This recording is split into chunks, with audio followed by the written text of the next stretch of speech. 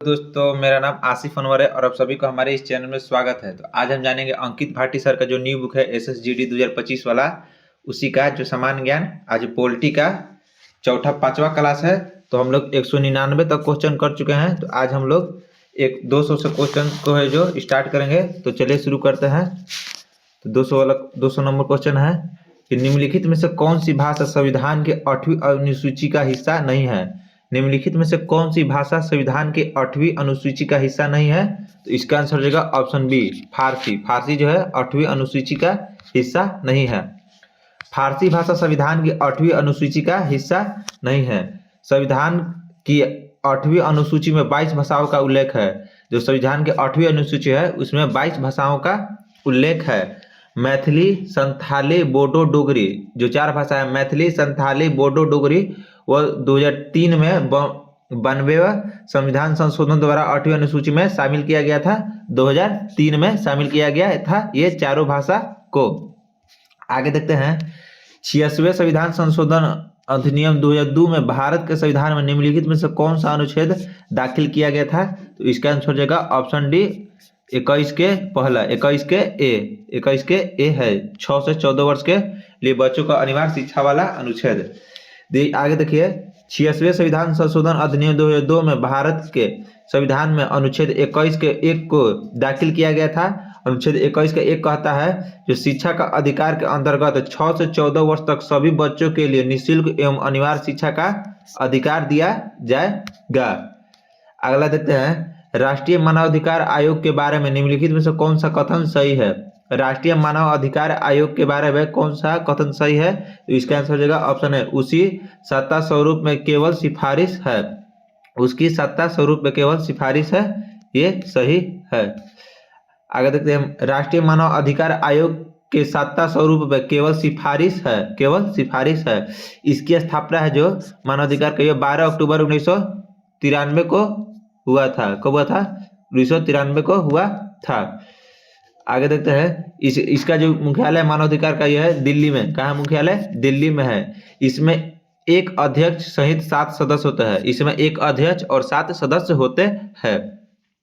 आगे देखते हैं भारत में चुनाव के संदर्भ में VVPAT शब्द का पूर्ण स्वरूप क्या है। भारत में चुनाव के संदर्भ में VVPAT शब्द का संपूर्ण रूप क्या है। तो इसका आंसर हो जाएगा ऑप्शन बी। ऑप्शन बी का voter verifiable paper audit trail, यह है इसका संपूर्ण ऑप्शन बी हो जाएगा। VVPAT का पूर्ण रूप voter verifiable paper audit trail हो जाएगा। ये देखिए यह एक मतदाता मत प्रणाली का उपयोग करते हुए मतदाताओं को फीडबैक देने का एक तरीका है। जो फीडबैक देने का तरीका है यह है VVPAT, ये फीडबैक देने का तरीका है। आगे देखते हैं निम्न में राज्य सूची में क्या शामिल है। जो निम्नलिखित में कौन सा है जो राज्य सूची में शामिल है। तो इसका आंसर हो जाएगा ऑप्शन सी, पुलिस है, ये राज्य सूची में शामिल है। वर्तमान में राज्य सूची में 61 विषय है। राज्य सूची में वर्तमान में 61 विषय है। पुलिस राज्य सूची का विषय है। जो पुलिस है वो राज्य सूची का विषय है। जबकि बैंकिंग रक्षा संघ सूची, ये सब कौन सा है? ये सब संघ सूची है, संघ सूची है। आगे देखते हैं वन समवर्ती सूची में शामिल है। जो वन है वो भी समवर्ती सूची में शामिल है। ये देखिए बैंकिंग और रक्षा है, संघ सूची है। बैंकिंग रक्षा संघ सूची है। आगे देखते हैं निम्नलिखित में से क्या भारत के संविधान की विशेषता नहीं है। निम्नलिखित में से क्या भारत की संविधान की विशेषता नहीं है। तो इसका आंसर हो जाएगा ऑप्शन सी, एकात्मक प्रणाली, ये संविधान की विशेषता नहीं है। भारत के संविधान में एकात्मक प्रणाली संविधान की विशेषता नहीं है। जबकि मूलभूत अधिकार, सत्ता का विभाजन तथा संघीयता भारत के संविधान का विशेषता है। आगे देखते हैं भारतीय संविधान में मौलिक कर्तव्यों को कौन से संशोधन द्वारा शामिल किया गया है। भारतीय संविधान में मौलिक कर्तव्य को कौन संशोधन में के द्वारा शामिल किया गया है। तो इसका आंसर हो जाएगा ऑप्शन डी, 42वें संविधान संशोधन के द्वारा। भारतीय संविधान में मौलिक कर्तव्यों को 42वें संविधान संशोधन 1976 द्वारा शामिल किया गया है। मूल कर्तव्यों को सरदार स्वराज समिति की जो संतुष्ट पर शामिल किया गया है। मूल कर्तव्यों को सरदार स्वर्ण सिंह की समिति की संस्तुति पर शामिल किया गया है। मूल कर्तव्य का उल्लेख अनुच्छेद 51 के 1 में किया गया है। आगे देखते हैं, वर्तमान में मौलिक कर्तव्यों की कुल संख्या 11 है। वर्तमान में मौलिक कर्तव्य 11 है। भारत की जो रियासतों का एकीकरण में किसने निर्णायक भूमिका निभाई थी? भारत की रियासतों के एकीकरण में किसने निर्णायक की भूमिका निभाई थी? तो इसका आंसर हो जाएगा ऑप्शन बी, सरदार वल्लभ भाई पटेल, जो सबको जोड़ने के काम किए थे। भारतीय रियासत के एकीकरण के कारण सरदार पटेल को भारत का बिस्मार्क कहा जाता है। भारत का बिस्मार्क सरदार वल्लभ भाई पटेल को कहा जाता है। सरदार पटेल भारत के पहले गृह सूचना एवं प्रसारण मंत्री थे। 1948 में भारतीय सेना ने 2 रियासतों हैदराबाद ऑपरेशन पोलो और जूनागढ़ को भारतीय संघ में मिलाया था। कौन कौन से? एक हैदराबाद और जूनागढ़ को भारतीय संघ में मिलाया था ऑपरेशन पोलो के तहत। जम्मू और कश्मीर ने 1947 में विलय पत्र पर हस्ताक्षर करके भारत में मिले थे। आगे देखते हैं, भारतीय संविधान में पहला संशोधन किस वर्ष किया गया? भारतीय संविधान में पहला संशोधन किस वर्ष किया गया? इसका आंसर हो जाएगा ऑप्शन बी, 1951 में किया गया। पहला संविधान संशोधन 1951 के माध्यम से 9वीं अनुसूची जोड़ी गई, जो भूमि सुधार से संबंधित है। अगला है, इसी संविधान संशोधन से अनुच्छेद 31 में 2 उपखंड 31 के क व 31 के ख है।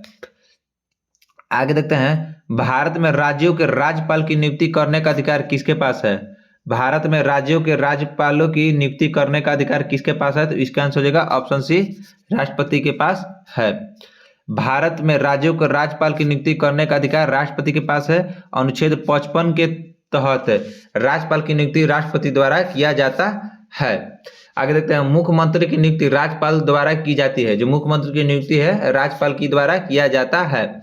मुख्यमंत्री की नियुक्ति का प्रावधान अनुच्छेद 164 के 1 में उल्लेखित किया गया है। आगे देखते हैं, किसी एक व्यक्ति को भारतीय सर्वोच्च न्यायालय का न्यायाधीश के रूप में नियुक्ति होने के लिए उच्च न्यायालय में कितने वर्षों तक अभ्यार्थ करना अनिवार्य है? तो इसका आंसर हो जाएगा ऑप्शन सी, 10 वर्षों तक करना अनिवार्य है। अनुच्छेद 124 के 3 में सर्वोच्च न्यायालय का न्यायाधीश बनने संबंधित अर्थ दी गई है। आगे देखते हैं, उन्हें किसी भी उच्च न्यायालय का कम से कम 5 वर्षों के लिए न्यायाधीश होना जरूरी है, क्या होना चाहिए? आगे देखते हैं, वह राष्ट्रपति के राय का पारंगत विधिवेता होते हैं। आगे देखते हैं, 111 नंबर क्वेश्चन, जनवरी 2019 तक भारतीय संविधान में अनुच्छेदों की संख्या कितनी थी? जनवरी 2019 तक भारतीय संविधानों की संख्या कितनी है? तो इसका आंसर हो जाएगा ऑप्शन डी, 448 हो जाएगा। जनवरी 2019 तक भारतीय संविधान में अनुच्छेदों की संख्या 448 थी। वर्तमान में भारतीय संविधान में अनुच्छेद कितना है? 448।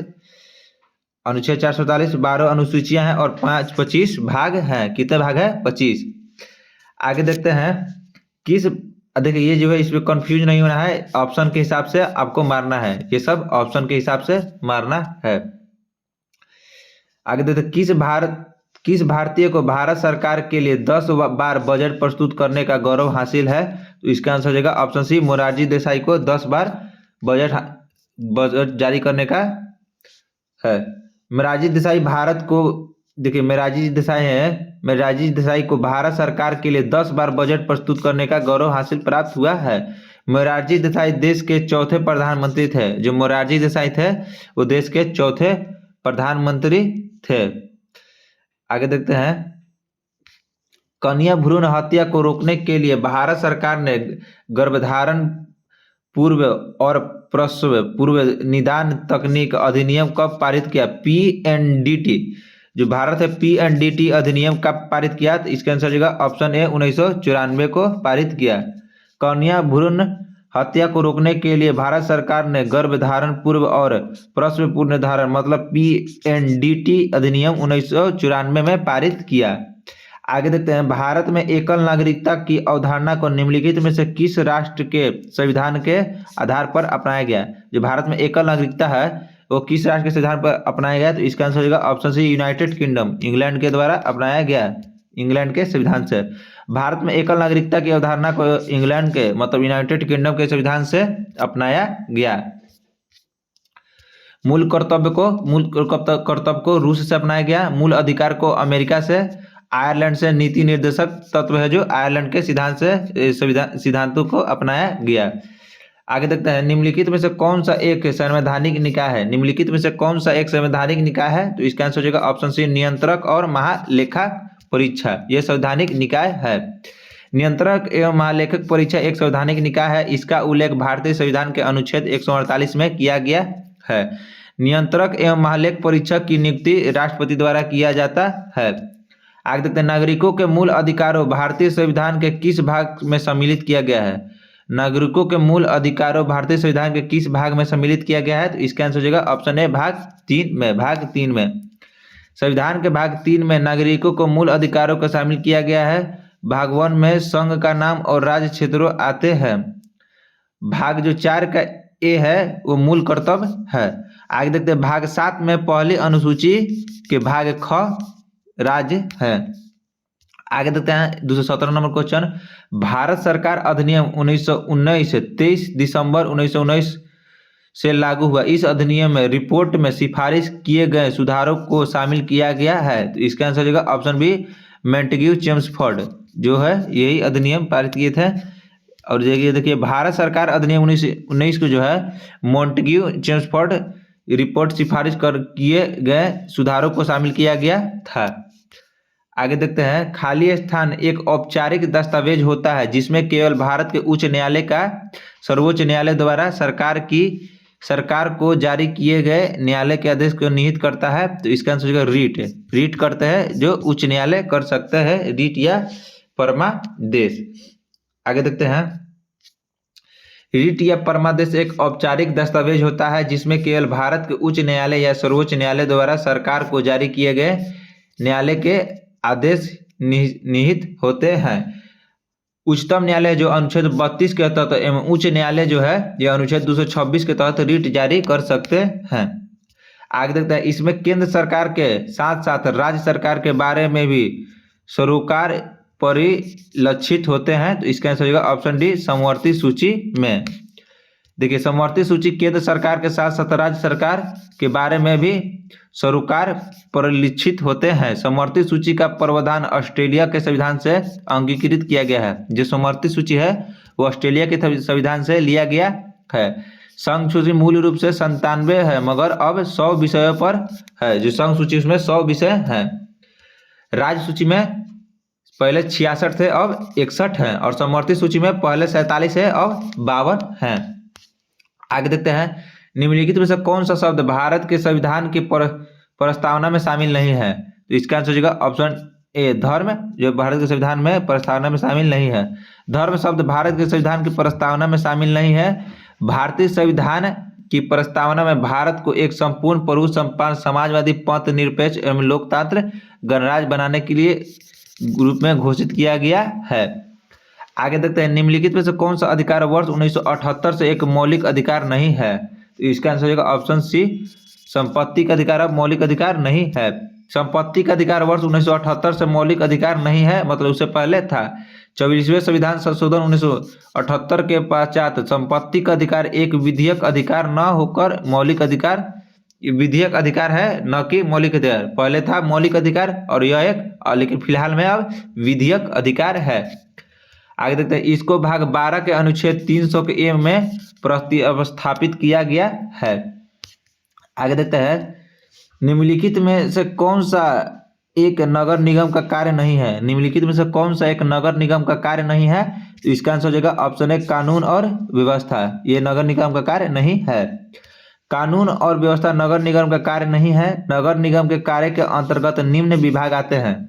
अस्पताल नगर निगम में आते हैं। जलापूर्ति नगर निगम, जल निकास नगर निगम में आते हैं। सार्वजनिक कार्य नगर निगम, सफाई, पार्क, क्षेत्र में होने वाले जन्म और मृत्यु का प्रमाण पत्र, ये सब नगर निगम के काम आते हैं, मतलब अंडर होते हैं। भारतीय संविधान का अनुच्छेद 123 के तहत अध्यादेशों को घोषणा करने की शक्ति निम्नलिखित में से किसके पास होती है? तो इसका आंसर हो जाएगा ऑप्शन बी, भारत के राष्ट्रपति के पास होती है। संविधान के अनुच्छेद 123 के तहत राष्ट्रपति के पास संसद के सत्र में न होने की स्थिति में अध्यादेश जारी करने की शक्ति प्रदान है।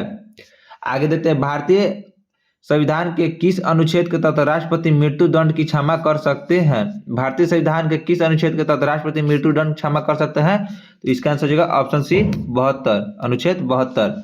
भारतीय संविधान के अनुच्छेद 72 के अनुसार राष्ट्रपति को किसी अपराध के लिए सिद्ध दोष से ठहराए गए किसी व्यक्ति के दंड को क्षमा, उसका परिविलंबन या विराम परिहार करने की अथवा दंडादेश निलंबन मतलब माफ करने का आदेश है। अनुच्छेद 72 में निम्नलिखित व्यक्तित्व में से कौन से वर्ष 1870 में भारतीय लोक सेवाओं में पहले भारतीय सदस्य थे? तो इसका आंसर हो जाएगा ऑप्शन ए सत्येंद्रनाथ टैगोर। कौन थे? सत्येंद्रनाथ टैगोर थे। वर्ष 1870 में भारतीय लोक सेवा के पहले भारतीय सदस्य सत्येंद्रनाथ टैगोर थे। सत्येंद्रनाथ टैगोर थे।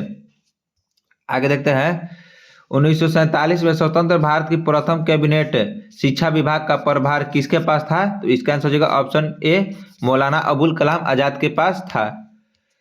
1947 में स्वतंत्र भारत के प्रथम कैबिनेट में शिक्षा विभाग का प्रभार मौलाना अबुल कलाम आजाद के पास था, जिनका कार्यकाल अगस्त 1947 से फरवरी 1958 तक रहा। आगे देखते हैं, भारतीय संविधान का 74वां संविधान संशोधन अधिनियम 1992 के द्वारा किससे संबंधित है?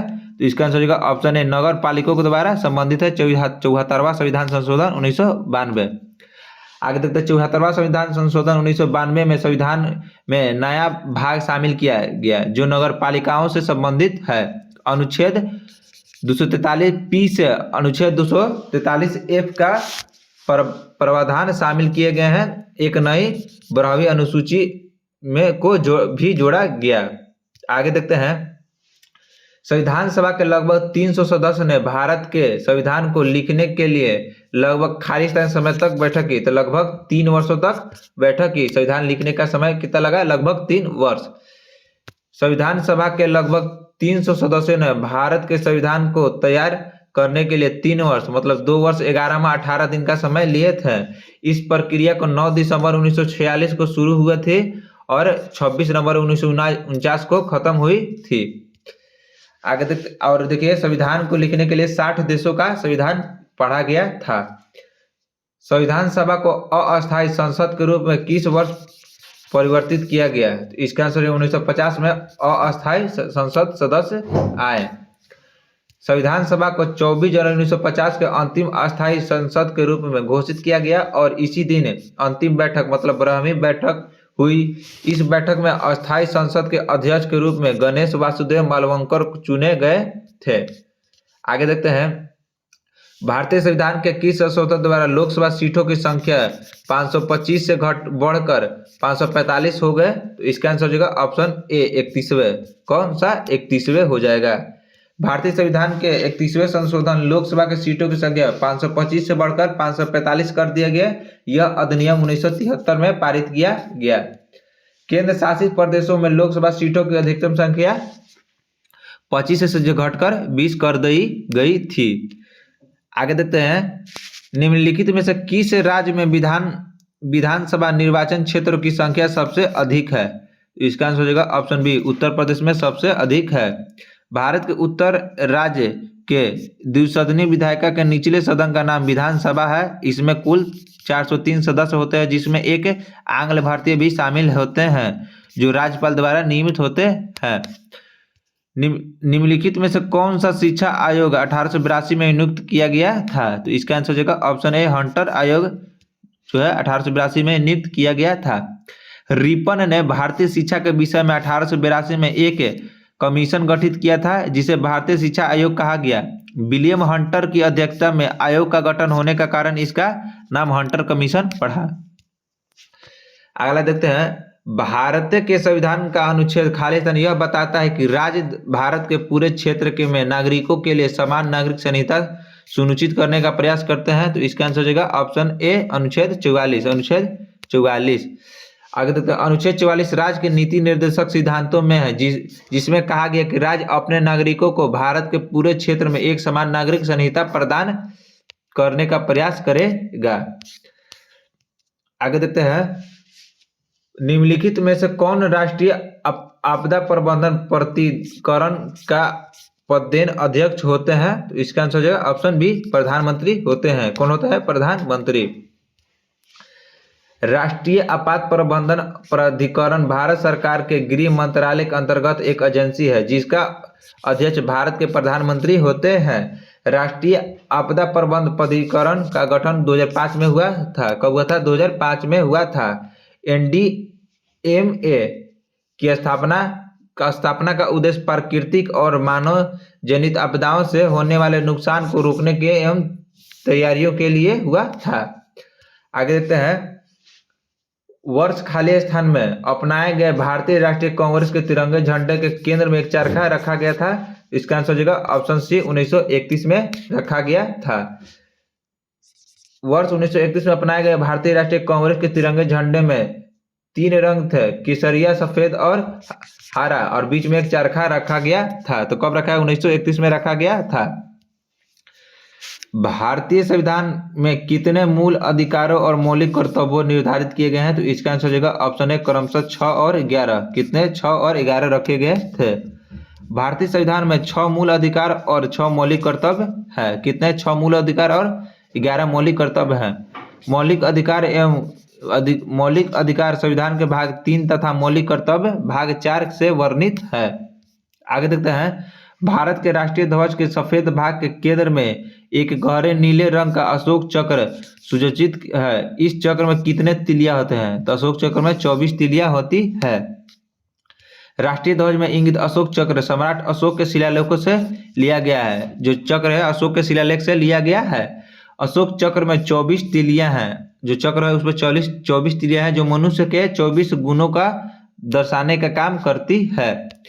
आगे देखते हैं। संविधान 52वां संशोधन अधिनियम 1985 द्वारा जोड़े गए भारतीय संविधान की खाली स्थान अनुसूचित दल बदल आधार पर किस व्यक्ति की संसद के किसी भी सदन या राज्य की विधानसभा या विधान परिषद के सदस्य को होने का अयोग्यता से संबंधित है। तो इसका आंसर हो जाएगा ऑप्शन डी, 10वीं, ऑप्शन बी 10वीं हो जाएगा। ऑप्शन बी 10वीं हो जाएगा। आगे देखते हैं। भारतीय संविधान के 52वें संविधान संशोधन 1985 द्वारा 10वीं अनुसूची जोड़ा गया था जिसमें दल बदल का प्रावधान है। आगे देखते हैं। और आज का लास्ट क्वेश्चन है और कल से हम लोग रीजनिंग का क्लास करेंगे, रीजनिंग पूरा करेंगे। तो 239 नंबर लास्ट का क्वेश्चन है। संविधान की प्रस्तावना में इनमें से कौन सा शब्द भारत के पूर्ण राजनीतिक स्वतंत्रता और सर्वोच्च शक्ति वाले देश के रूप में वर्णित करता है?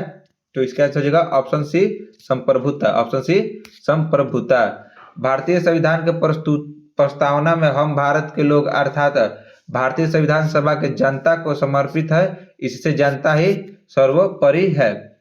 संप्रभुता का अर्थ होता है कि हम अपने आंतरिक एवं विदेशी मामलों में बिना किसी बाहरी दबाव के स्वतंत्र रूप से निर्णय लेने के लिए सक्षम है। तो चलिए दोस्तों, आज के लिए इतना ही। मिलते हैं अगले वीडियो रीजनिंग से। धन्यवाद।